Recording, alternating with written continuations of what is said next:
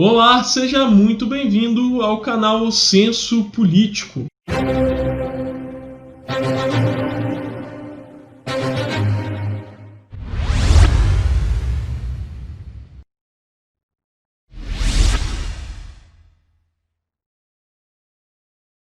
Meu nome é Fábio Gabriel e hoje nós estamos mais uma vez no quadro Entrevista e com presenças ilustres aqui do meu lado. Leonardo Monjardim e Igor Lacerda. Obrigado pelo ilustre. Vamos lá então começar. Leonardo, se apresenta aí pro pessoal do nosso canal, quem é você, fala sobre a sua trajetória até aqui. Fala um pouco sobre a sua vida aí, Leonardo. Olá pessoal, Sou Leonardo Monjardim, presidente do Partido Patriota em Vitória. Estamos aí nessa cruzada da direita, em Vitória, construindo uma boa chapa de vereadores para esse processo eleitoral que começa daqui agora, nesse mês agora de setembro. Teremos um candidato a prefeito também em Vitória, que representará não só toda a classe direita, mas sobretudo os conservadores também, que é o nosso capitão Assunção, num alinhamento político com o governo federal e nosso presidente Jair Bolsonaro. Isso é o que nós temos para esse ano aí, para todos os conservadores e militantes da direita da capital, no nosso estado. É isso aí. Igor, fala aí, presidente do MDR aí, ó. Bem, uma coisa que você deveria ter aberto a entrevista é falando que nós estamos aqui diante de um sangue azul, não é? É verdade. Sangue azul, família Monjardim. Nobreza aí, ó, pura. Tem dinheiro, gente. Não, dinheiro tem não dinheiro. Dinheiro é mentira. Tem história e tradição. Foi um movimento, até que me desculpe cortar, mas é que você deu a oportunidade. Você sabe que eu sou da área acadêmica, e escritor, historiador, professor, palestrante, então a gente tem a oportunidade. A história é algo que nos preenche muito, e sem dúvida nenhuma, quando a gente fala da nossa história de família, nos agrada. Realmente tenho muito orgulho dessa história, é uma história de uma família extremamente conservadora, do estado do Espírito Santo, tem uma tradição de quase 400 anos, são mais de 300 anos de história. Temos o maior orgulho de ter participado daquele movimento monarquista, no momento dos governos do Império, depois também nas repúblicas, também nos governos militares, que eu não tenho vergonha nenhuma de dizer, eu tenho muito orgulho de todos os meus parentes que participaram como chefia de gabinete na época dos governos militares.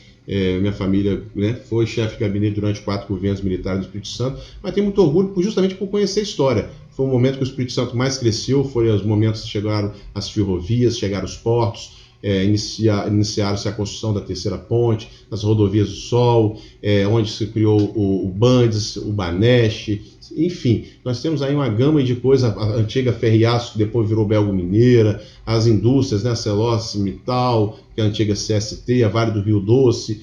Então, sem dúvida nenhuma, é um momento de muito crescimento do Espírito Santo. Então, eu vejo os governos militares de uma forma muito positiva. Mas um pouquinho disso, não deixar o Igor falar, senão o historiador que vai falando aí e acaba ocupando todo o espaço da entrevista. Não, mas eu vi aí vocês tocando só no assunto da elite, mas e ali, a Maísa Monjardim? E aí? Também é parente, né? Não, somos parentes, mas temos tradição. Mas você falou que tinha dinheiro? mas enfim, vamos lá. E como é que foi sua trajetória política? Como você começou na vida política? Assim, então, o que te motivou? Eu sempre fui, por incrível que pareça, a história que me levou para esse caminho da política. Eu sempre fui um acadêmico, sempre fui muito estudioso, gostei muito de leitura, por isso que desenvolvo projetos, vocês conhecem já há 20 anos, projetos de incentivo à leitura para as crianças. Eu costumo dizer que a leitura ela transforma vidas, e eu não vejo esse país avançando e crescendo sem a oportunidade de que essas crianças tenham conhecimento. A gente precisa investir muito na educação, mas, sobretudo, acho que essa ferramenta da leitura ela é muito importante. Então, eu sempre fui um acadêmico, gostei de escrever, a história é uma coisa fantástica. Comecei a escrever livros, fui também professor, depois dei aula de Direito também, aula de Administração, e tive uma vida muito acadêmica. E, assim, aí no viés político, muito interessante, porque eu sou uma coisa, um instrumento, até eu digo assim, hoje eu tenho uma capacidade de avaliar muito bem direita e esquerda. Por quê? Nós fizemos um processo eleitoral e político no Brasil, após a abertura política, que os partidos de esquerda eles dominaram a política brasileira. Ao ponto de nós imaginarmos em determinado momento das nossas vidas que o PSDB era um partido de direita, em que nunca foi. Pelo contrário, teve vários comunistas, várias pessoas exiladas, um partido da social-democracia, com um viés muito forte de esquerda, mas, porém, na falta da existência de partidos de direita, muitas pessoas migraram para ali e outros. A grande verdade é que até o 2018 existia um pragmatismo muito grande na política brasileira. As pessoas escolhiam seus partidos fazendo conta, era matemática. Deixou de ser uma coisa mais ideológica para ser matemática. Onde é que é mais fácil se eleger? Onde é mais confortável disputar a eleição? Nesse partido eu tenho 3 deputados, então eu vou ter dificuldade de ganhar a eleição, então eu vou escolher esse partido. Não se discutia a questão ideológica política no Brasil. Em 2018, nós avançamos muito. Acho que aí nós temos um divisor de água na política brasileira quando a gente recebe com muito bons olhos a candidatura do Jair Bolsonaro. Quando o Bolsonaro realmente vem para a eleição, num momento de muita polêmica, onde muita gente duvidou muito da capacidade dele de poder governar, mas o que acontece? Com a eleição do Bolsonaro, pelo contrário, ele mostra o diferencial, mostra uma política diferente, uma política arrojada, ele sai daquela política tradicional do fisiologismo, da troca de cargos, da troca de oportunidades, escusas. Se falava muito da união de poderes, que ao meu ver isso é um equívoco, cada poder tem que ter seu poder independente, obviamente com um pensamento objetivo central que é o melhor para a nação, mas cada um no seu quadrado, vamos dizer assim, no linguajar mais popular. E o Bolsonaro realmente tem agido dessa forma. Então ele nasce com ele não só um governo de direita conservador, nasce com ele um novo espectro de se fazer política. Eu estou muito feliz e comecei a me identificar muito porque é algo que eu sempre tive no meu coração, mas confesso, inclusive recentemente eu mostrei isso para algumas pessoas, em 2013 eu tentei construir um movimento no Espírito Santo, que era o resgate da Arena, né, Aliança Renovadora Nacional, que foi terrível. Quando eu ia para as ruas pedir assinatura das pessoas, parecia que era um patinho feio, parecia um leproso. As pessoas associavam que eu estava querendo assinaturas para uma ditadura, um golpe militar. Até pela tradição de família, muita gente em Vitória sabe que a minha família... Isso tudo durante o governo do PT, né? Logo em seguida, foi na transição, né, 2012 e 2013. E o que ocorreu? Foi um sucesso, porque não faltava no Brasil um líder que representasse esse movimento. E infelizmente não deu muito certo, a gente não conseguiu as assinaturas necessárias para reativar o Arena, e de repente a gente continuou a nossa luta política, porque a política sempre teve nas minhas veias. Em alguns momentos, quando eu falo isso dessa minha experiência de olhar esse governo do Jair Bolsonaro e também ter essa experiência dentro da direita, porque são coisas assim distintas. As pessoas, eu vejo ainda que o movimento de direita no Brasil, do modo geral, mas principalmente em Vitória, é um embrião. E eu percebo uma imaturidade. Eu não estou fazendo uma crítica, não. Estou fazendo uma avaliação do que está acontecendo, né? uma reflexão, né, de conjuntura política atual. E a gente ainda está muito naquela de fulano já foi do PDT, ciclano foi do PSC, ciclano foi do PSB, como se essas pessoas elas não pudessem hoje estar, por exemplo, numa aliança, como essas pessoas não pudessem hoje estar no Patriota, como essas pessoas hoje não pudessem estar no PTB, que reformulou todo o seu estatuto, mudou suas cores, mudou sua ideologia para atender, né, a direita conservadora. E o PTB hoje é a maior prova do que eu estou dizendo. Porque você poderia se questionar hoje, por que o PTB não fez isso lá atrás? Não fez isso por uma razão muito simples. Se fizesse isso, não teria sucesso, não teria adesão, porque não existia clima no Brasil para que a gente pudesse defender o conservadorismo e a direita. E muitas pessoas não entendem ou não querem entender, porque é outro pecado que nós estamos cometendo. Tem muita gente em Vitória hoje querendo ser dono da direita. Tem muita gente hoje em Vitória querendo ser a raça ariana da direita, como se ela tivesse um DNA puro e os demais que querem contribuir, que querem se resgatar esse país, não pudessem participar porque não são puros. Quem somos nós para dizer quem é A, ou B ou C, quem é mais direito ou menos conservador? Nós precisamos fazer uma cruzada no Espírito Santo, uma cruzada em busca dos patriotas, aqueles que têm amor pelo seu país, que têm amor pela política e que querem fazer uma política diferente e reconstruir esse país. A gente não tem que fazer a política de exclusão. Nós precisamos fazer uma política de inclusão. Nós temos que arregimentar, nós temos que aglutinar, nos unirmos, porque o nosso inimigo é outro. E eu percebo em muitos momentos, Igor, que nós estamos brigando entre nós, que nós estamos enfraquecendo uns aos outros. Eu fico vendo, às vezes, nos grupos de direita, as pessoas colocando em julgamento ou em suspeita um colega nosso de militância. Quando, na verdade, se ele está aqui, vamos esperar ele contribuir, gente. A política é uma aposta. A política, quando você escolhe um candidato, você tem que fazer uma reflexão se esse candidato te representa. E você tem que apostar nele. É como um casamento, você tem que acreditar. Você tem que estar de coração aberto e aceitar essa pessoa e trabalhar para que essa pessoa te represente na Câmara, ou na Assembleia, ou no Congresso. Agora, você vai acompanhar o mandato dela. Se ela não corresponder com aquilo que foi prometido, com aquilo que ela defendeu, você não vote, você fale mal dela. Aí sim, aí justifica falar mal. Agora, botar sob julgamento uma pessoa que está mostrando que quer estar junto, que quer construir um país diferente, que está assumindo o compromisso com os movimentos, isso é um pecado, isso é um erro. Nós precisamos. Públicos, né? Exatamente. Inclusive fiz isso. Porque eu acho que esse que é o modelo de política. Isso, nós temos que cobrar exatamente a atitude. Nós temos que ter políticos que assumem as coisas. Até pouco tempo mesmo fizeram uma acusação sobre mim, que é que você foi da esquerda achando que eu fosse me encolher atrás. Gente, eu não tenho vergonha do meu passado. Naquele momento, o que me permitia naquele momento era ser estar na esquerda. Estar naquele partido. O PDT era o partido da educação, eu era um professor, educador, acreditei em um determinado momento naquela pauta. Só que depois você começa a perceber que não é bem assim. E eu não tenho o direito de enxergar algo que não é verdadeiro, de fazer uma opção diferente na minha vida, até de me reinventar. Né, Exatamente. O Bolsonaro, por exemplo, foi do PTB num momento em que o PTB não era o partido de direita. Aqui no Estado tem guines políticos que hoje são DNA de direita, que faz a pauta de direita na Assembleia, que já foram de outros partidos, de centro, de esquerda. Então, assim, não é hora de olhar para trás, de olhar para retrovisor. Nós temos que olhar para frente. Nós temos que agora aglutinar força, construirmos um exército patriota para fazer esse enfrentamento político e fazer a boa política. É parar de atirar para dentro. Nós estamos numa trincheira. Só que tem muitos soldados atirando para dentro.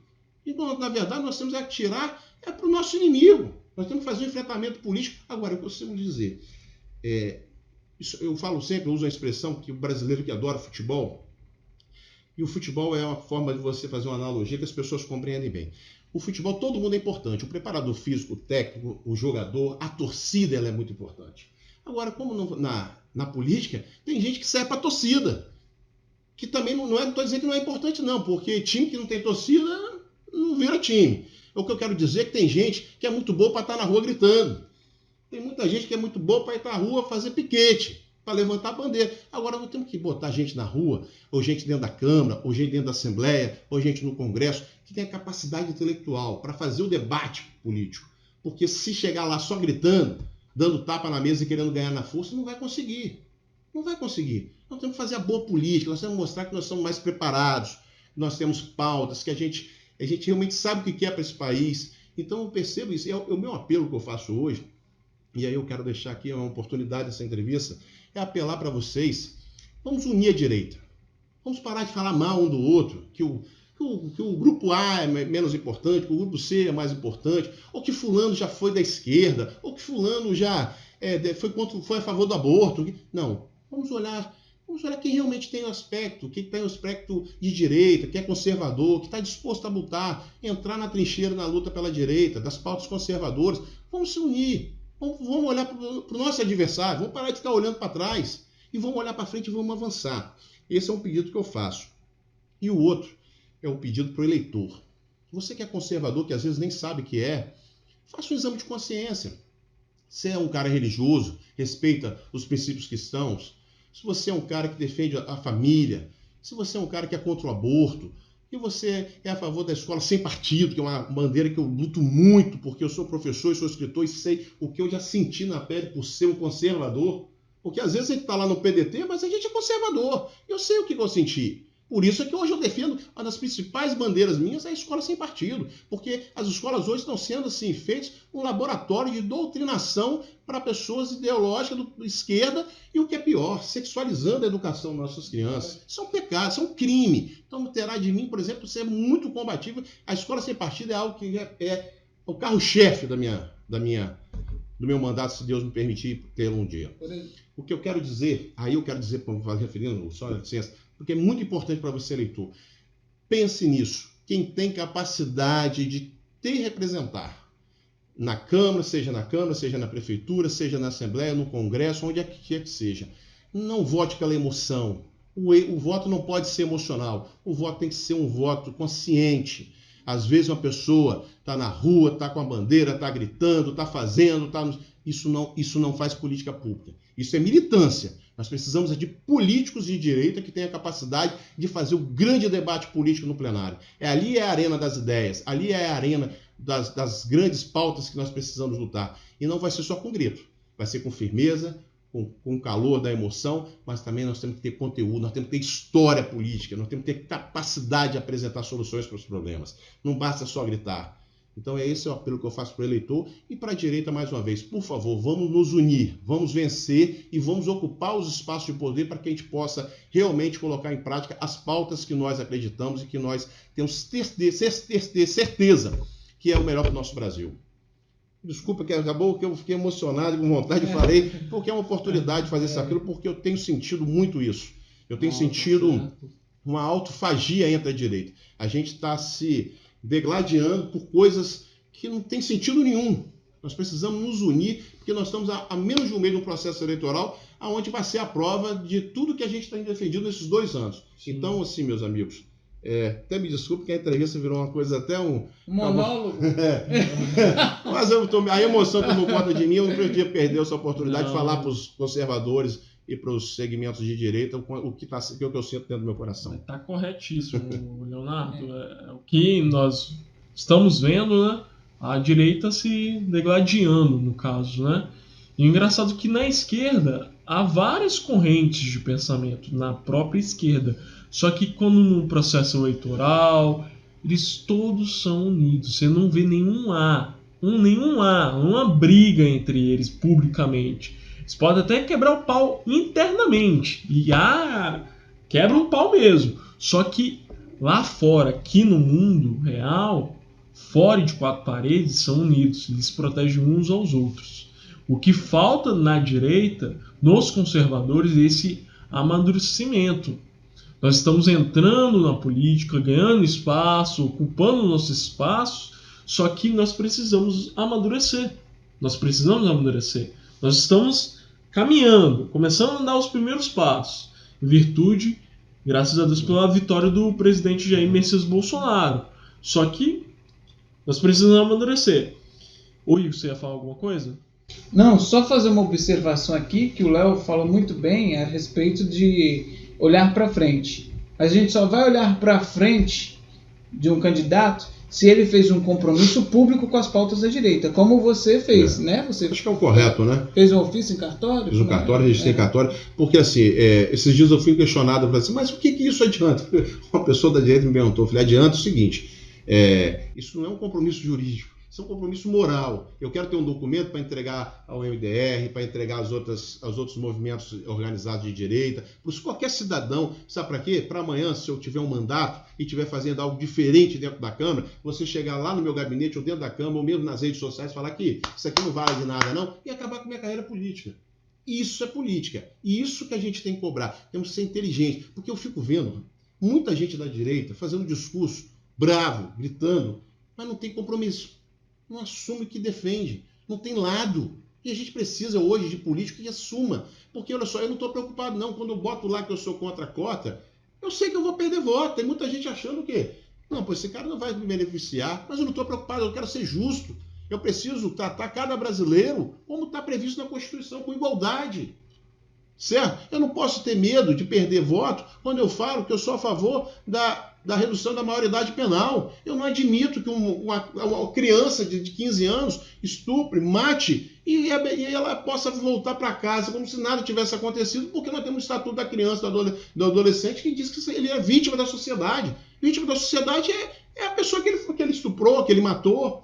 Então essas coisas a gente não precisa, o político tem que se posicionar. Você tem que votar numa pessoa que você sabe o que ela vai fazer dentro do mandato dela. E o que eu tentei fazer naquele movimento é fazer exatamente mostrar para o eleitor o seguinte, olha aqui, ó, se você quer votar em mim, vote em mim se você realmente entende que isso aqui que eu vou defender lá dentro, isso te representa. Porque se isso não representa, não precisa votar em mim. A eleição é um processo democrático onde você coloca as suas ideias e se coloca à disposição para preencher esse espaço. E as pessoas vão escolher se querem ser representadas por você ou não. E a vitória e a derrota faz parte de qualquer luta.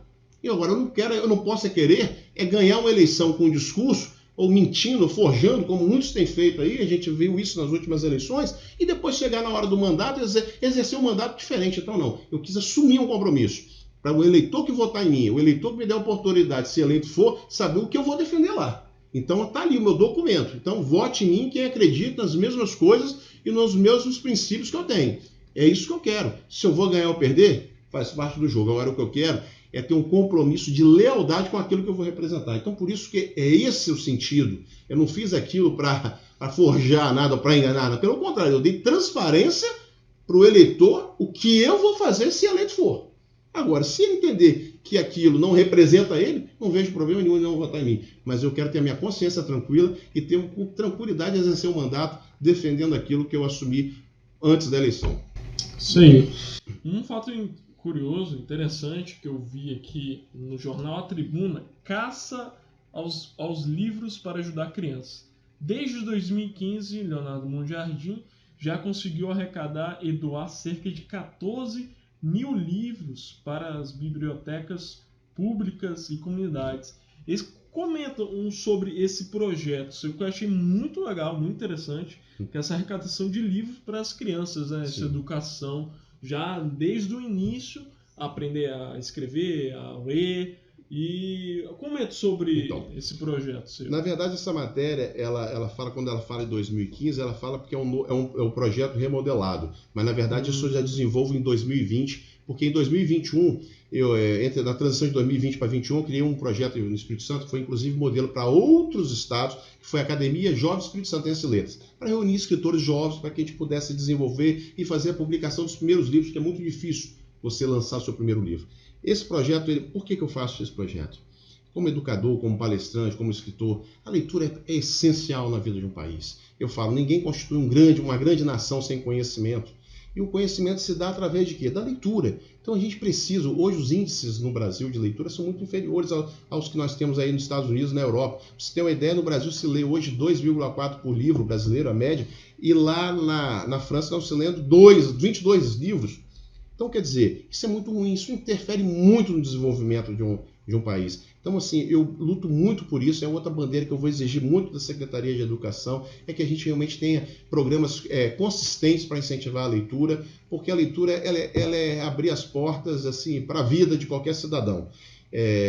Nós precisamos fazer maiores investimentos em literatura para as bibliotecas, porque hoje se resume apenas a livros didáticos da aula do dia a dia, e o que nós precisamos é levar literatura para que essas crianças possam ler, ampliar os seus conhecimentos, porque o saber é tudo na vida de um ser humano. Então, por isso que eu dedico muito a esse projeto. Excelente. Igor, tem alguma pergunta? Não. Não? Não.